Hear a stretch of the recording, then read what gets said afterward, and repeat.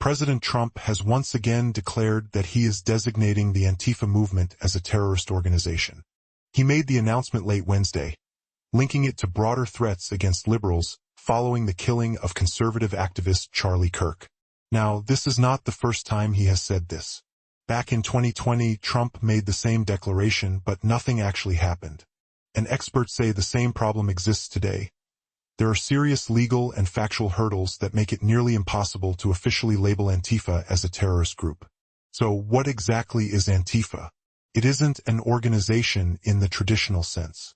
There's no leader, no membership list, no headquarters, no bank account. Instead, it's more of a loose protest culture made up of far-left activists who strongly oppose the far right. Antifa supporters often engage in what they call direct action. Things like aggressive protests, confronting far-right groups, and in some cases, vandalism or violence, such as breaking windows or damaging police cars. But researchers point out that only a small portion of people using the Antifa label take part in violent behavior.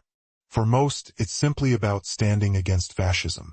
Experts compare Antifa more to an idea or ideology like white supremacy or Islamist extremism, rather than a structured group such as Al-Qaeda.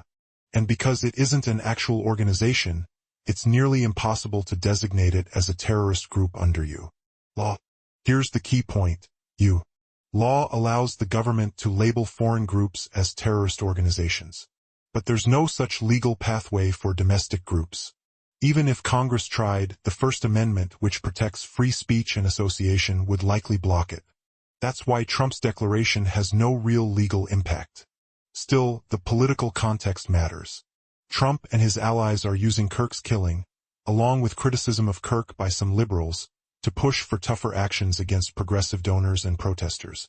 He's even suggested investigating billionaire George Soros, accusing him, without evidence, of funding riots. Republican lawmakers have praised Trump's move, but many Democrats warn that this is less about law and more about using federal power to suppress political opposition. So, while Trump's statement has little legal weight, it shows where his administration is heading. Treating Antifa not as an idea, but as an enemy, and using that stance to justify actions against those who oppose him. And that's where things stand for now. Trump's declaration may not carry legal power, but it carries a strong political message. Whether it turns into real action or fades like in 2020, that's what everyone will be watching.